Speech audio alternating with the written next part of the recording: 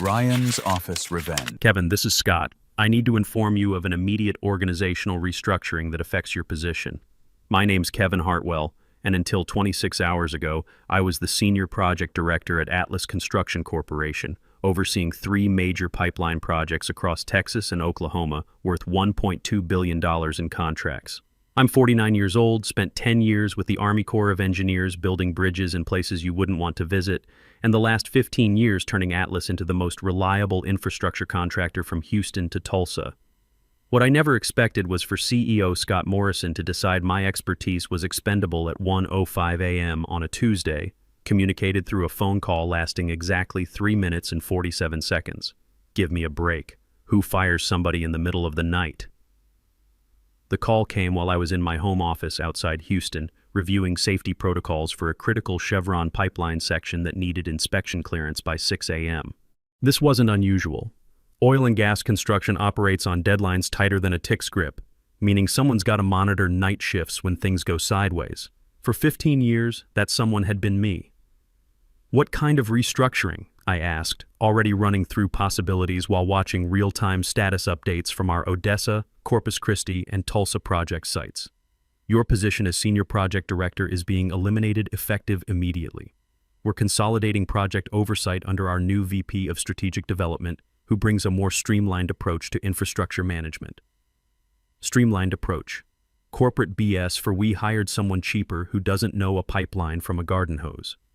Scott, I'm managing 3 active projects with safety inspections scheduled for tomorrow morning. Can't this wait until normal business hours? I'm afraid not. The decision's been finalized and must be implemented immediately for administrative efficiency. Administrative efficiency at 1:05 a.m. while pipeline crews couldn't afford to stop work. That's rich. Hold on a second, I said. You're firing me in the middle of active construction schedules because it's administratively efficient? What kind of sense does that make? Kevin, who's taking over project oversight for current operations? Ryan Phillips, our new VP of Strategic Development, will assume responsibility for all project functions. He's got extensive experience with infrastructure optimization. Ryan Phillips.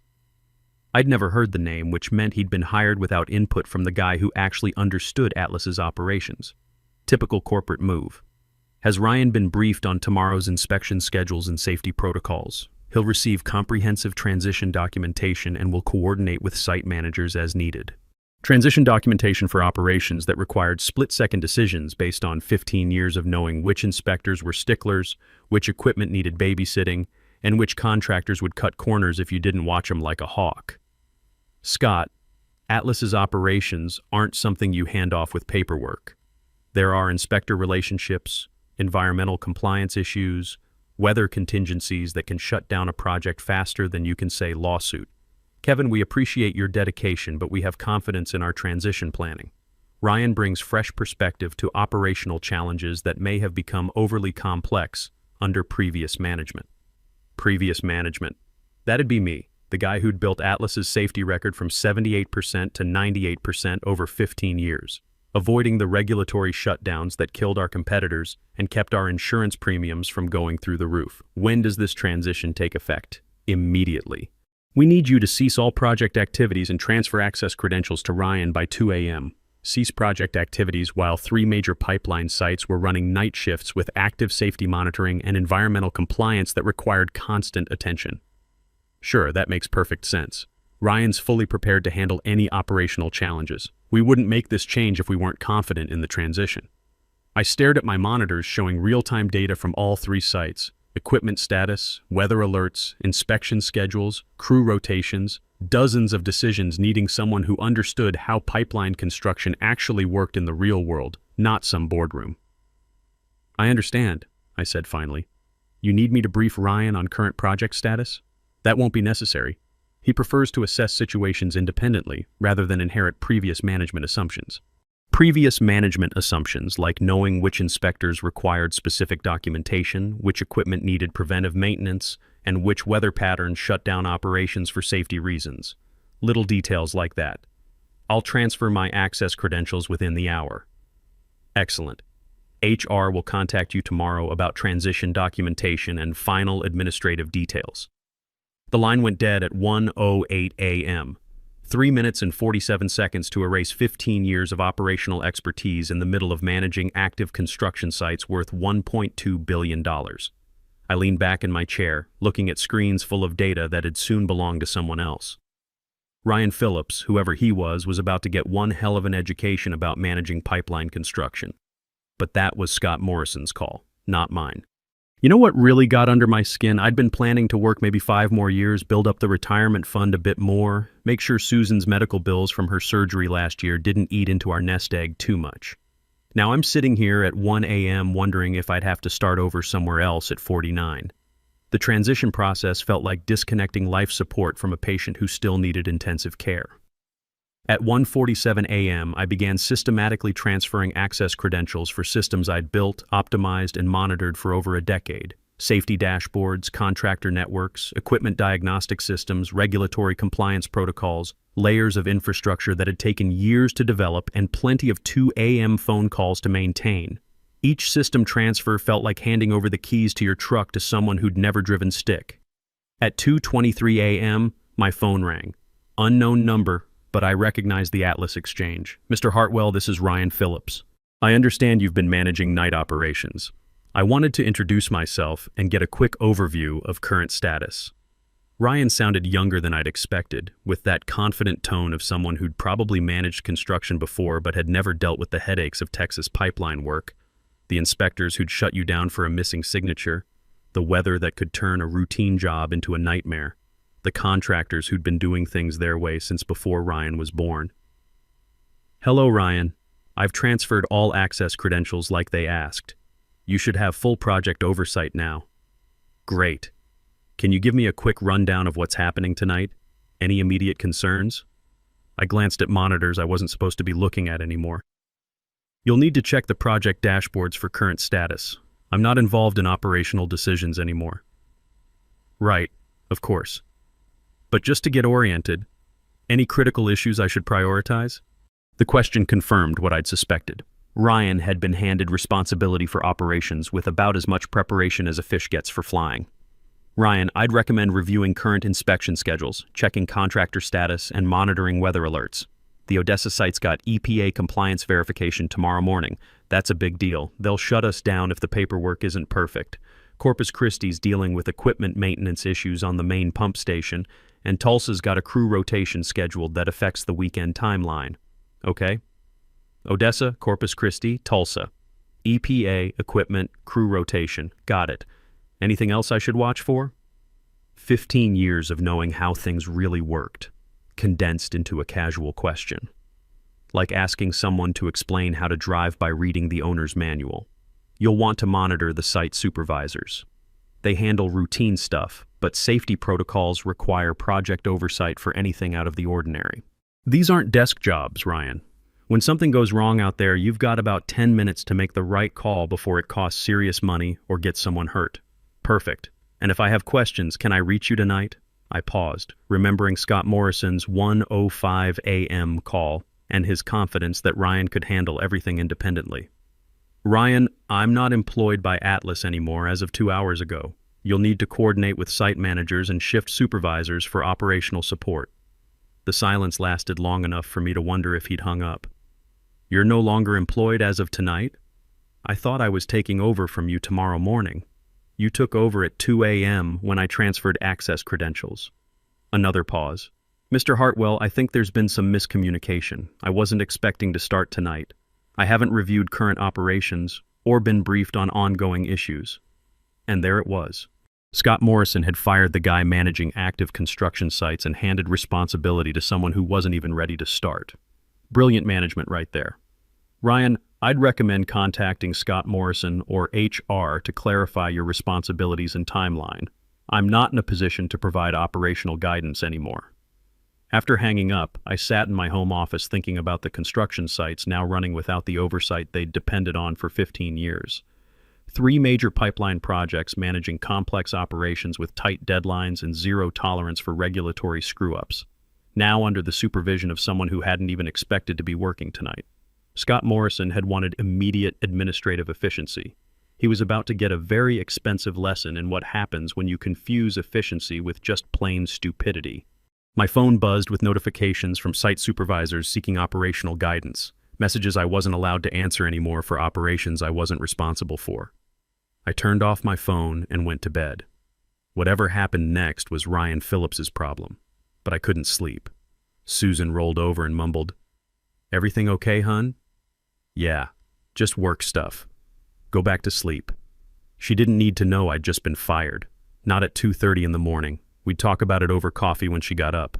Figure out what this meant for the retirement plan, the medical bills, whether I'd need to look for work in another state. At 49, starting over wasn't exactly appealing. The first crisis hit at 4:17 a.m., which I knew because my personal phone started ringing with calls from site supervisors who had my direct number for emergencies but apparently couldn't reach Ryan. I didn't answer any of them. By 6:30 a.m., I had 14 missed calls and 23 text messages from various Atlas employees, ranging from shift supervisors asking for guidance to site managers requesting clarification on inspection priorities. Questions that should have gone to Ryan Phillips, but apparently weren't getting answered. I made coffee and sat on the back porch, watching the sun come up over the pasture behind our house. Susan came out in her robe, holding her own cup. "You're up early, even for you. Couldn't sleep. Work problems?" I looked at my wife of 23 years, thinking about how to explain that I'd just lost the job I'd planned to retire from, the one that was supposed to get us through her medical expenses and into a comfortable retirement. "Scott fired me last night." She sat down hard in the chair next to me. "What? Why?" "Says they're streamlining operations. Hired some hotshot VP who's going to bring fresh perspective to operational challenges." "Fresh perspective?" Susan's voice had that edge it got when she was about to let loose on someone. "You built that company's reputation. How many times have you been called in the middle of the night to fix something nobody else could handle? More times than I can count. And now they think some new guy can just walk in and do what you do? Apparently." We sat there in comfortable silence, watching a hawk circle over the back 40. Susan reached over and took my hand. "We'll figure it out, Kev. We always do." At 7:45 a.m., Scott Morrison called my personal phone. "Kevin, we've got some operational issues that require your immediate assistance." "Good morning, Scott. I'm not employed by Atlas anymore as of 1:05 a.m. yesterday. You'll need to coordinate operational support through Ryan Phillips. Ryan's having some difficulty getting oriented." "No kidding." Difficulty getting oriented 6 hours after taking responsibility for $1.2 billion worth of active construction projects. "Scott, you fired me for administrative efficiency reasons. I'm not available for transition assistance. This is temporary consultation work. We're prepared to pay emergency consulting rates. Emergency consulting rates for fixing the mess created by firing me in the middle of active operations. That's a load of crap right there. I'm not available for consulting work. I'm exploring other opportunities." What I didn't mention was that my phone had been ringing since 6 a.m. with calls from Atlas's competitors, all of whom had heard through industry channels that I was suddenly available. Pipeline construction's a small world down here in Texas. Word travels faster than bad weather when someone with my track record hits the market. "Kevin, we need to discuss this situation. Can you come in this morning?" "I don't think that'd be appropriate. Ryan Phillips is fully prepared to handle operational challenges, remember? That's what you told me last night." The situation's become more complex than anticipated. Translation: everything was falling apart without the guy who actually understood how it all worked together. "I'm sure Ryan will figure it out. He brings that fresh perspective to operational challenges, right?" "Kevin, we're willing to discuss reinstatement with improved terms. Reinstatement after firing me at 1:05 a.m. for administrative efficiency." "You've got to be kidding me." "Scott, I appreciate the offer, but I'm not interested in returning to a position that can be eliminated on 3 minutes' notice for administrative convenience."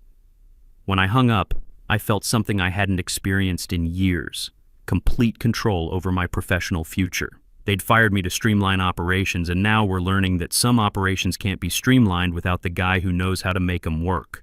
The complete collapse took exactly 18 hours and 43 minutes.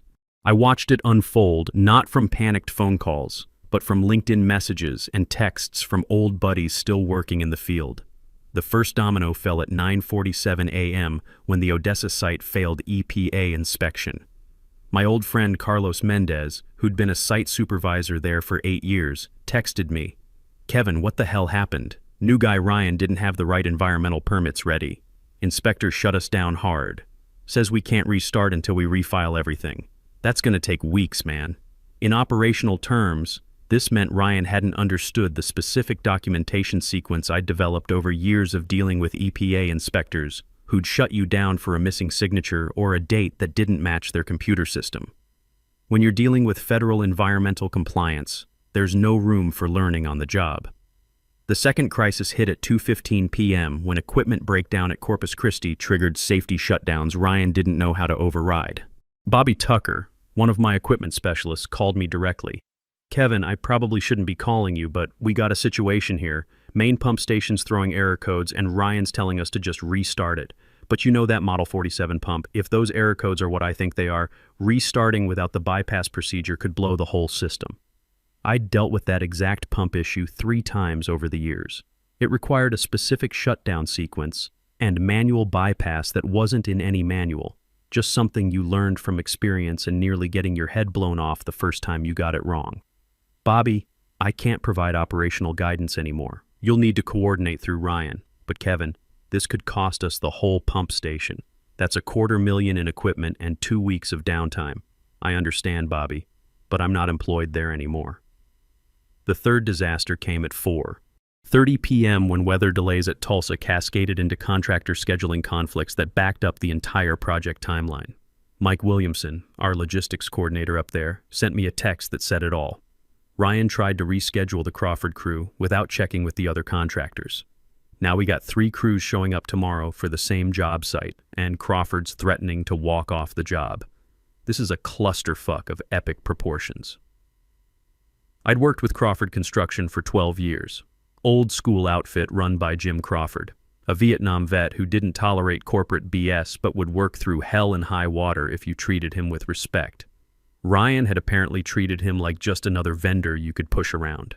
By 6 p.m., all 3 sites were operating at less than 30% capacity with safety violations, environmental compliance failures, and contractor disputes that'd take weeks to resolve. I learned the full scope from an unexpected source. My former assistant, Jessica Martinez, who called at 6:47 p.m. "Kevin, I probably shouldn't be calling, but the situation here's completely insane. Ryan's been in emergency meetings all day and nobody knows how to fix what's happening." "What exactly's happening, Jessica? All 3 sites are basically shut down. Odessa failed EPA inspection and can't restart. Corpus Christi's got equipment problems nobody can solve, and Tulsa's behind schedule with contractors threatening to quit. Ryan keeps saying he needs time to assess the operational landscape. While $1.2 billion worth of infrastructure projects sat idle because the guy who actually understood the landscape had been eliminated for administrative efficiency. Has anyone contacted the clients about delays? That's the worst part. Ryan says we should wait to see if things improve before notifying Chevron and ExxonMobil."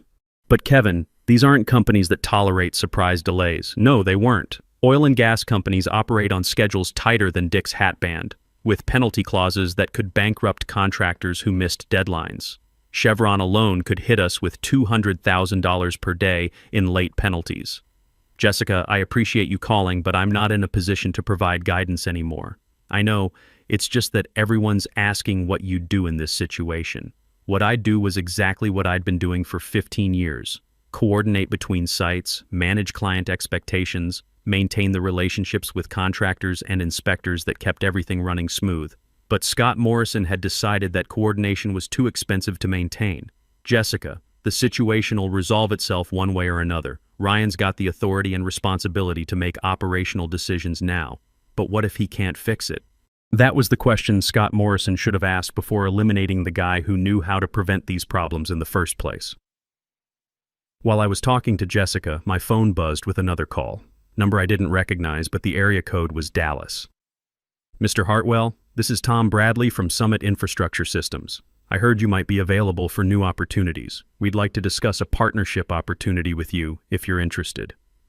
Summit Infrastructure, Atlas's biggest regional competitor. And they'd just called the guy who knew Atlas's vulnerabilities better than anyone alive. Summit Infrastructure, Atlas's biggest regional competitor. And they'd just called the guy who knew Atlas's vulnerabilities better than anyone alive. "I'd be interested in hearing what you have in mind, Mr. Bradley." Well, we've been looking to expand our pipeline operations, and your reputation in the industry speaks for itself. We're not talking about just a job here. We're talking about a partnership. You'd come in as VP of Pipeline Operations with equity stake and full authority to build your own team. Build my own team. That was music to my ears, especially knowing that half of Atlas's best people were probably updating their resumes right about now. By Friday afternoon, industry publications were running stories about Atlas's operational disruptions. Atlas Construction faces multi-site delays ran in Pipeline and Gas Journal, followed by analyses in Construction Weekly and Energy Infrastructure Today. The articles were diplomatically worded, but the message was crystal clear. Atlas was having serious problems that affected major energy clients. The knockout punch came from the clients themselves. Chevron issued a formal notice of contract review, citing reliability concerns in contractor performance.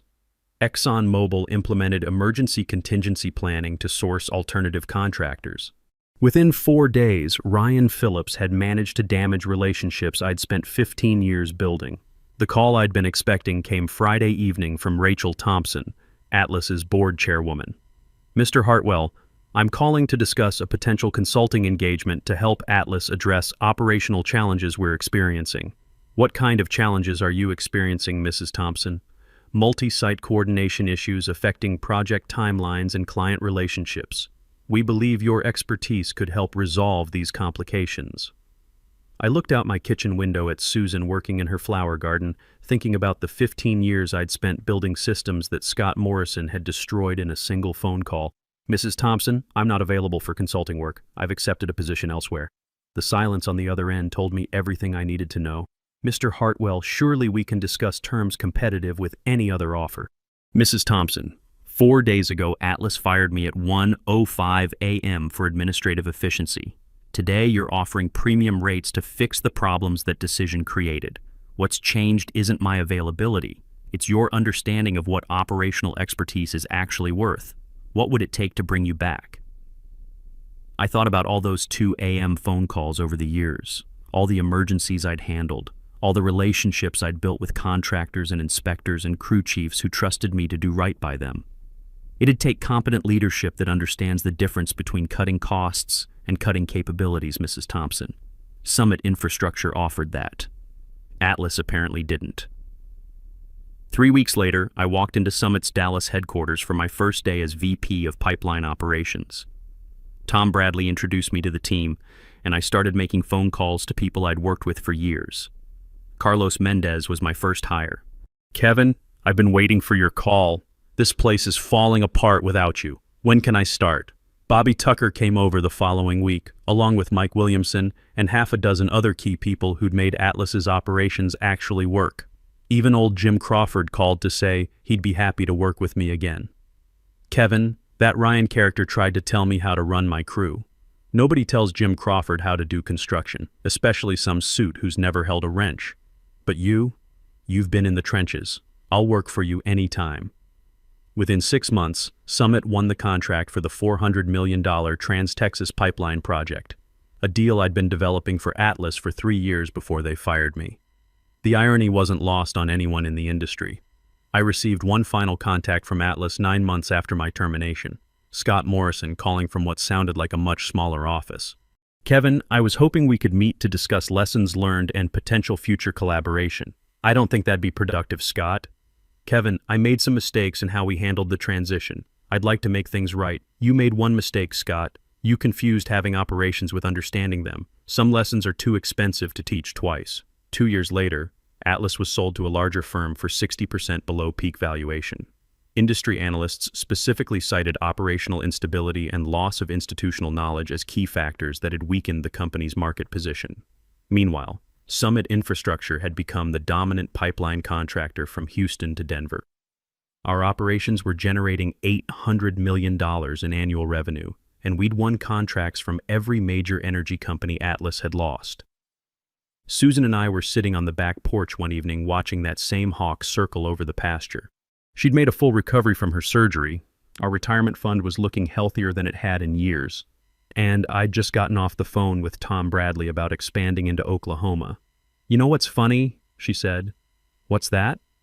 They fired you to save money, and you ended up making more money for their competition than you ever would have made for them. That's about the size of it. And you did it without screwing anybody over, just by being good at your job. She was right. I hadn't sabotaged Atlas or tried to hurt anybody. I'd just taken my expertise somewhere it was appreciated and let natural consequences take their course. I kept one memento from my Atlas years, the final quarterly safety report showing record numbers, not as a trophy, but as a reminder that expertise isn't overhead you can eliminate when times get tough. It's the foundation everything else depends on. Scott Morrison learned that the hard way. Turns out you can't fire institutional knowledge and then rent it back when you realize you need it. Some things can't be streamlined, optimized, or made more efficient. They just need someone who knows how to make them work. And if you don't value that expertise, somebody else will. That's not revenge, that's just business. I raised my coffee cup toward the setting sun. Here's to fresh perspectives, I said to nobody in particular. Susan laughed. You're terrible. Maybe so. But I'm terrible with a secure retirement and a company that actually appreciates what I bring to the table. Sometimes the best revenge is just being really good at what you do. Somewhere that understands what that's worth. You can fire a man, but you can't fire what he knows. And you sure as hell can't fire the relationships he's built over 15 years of doing the job right.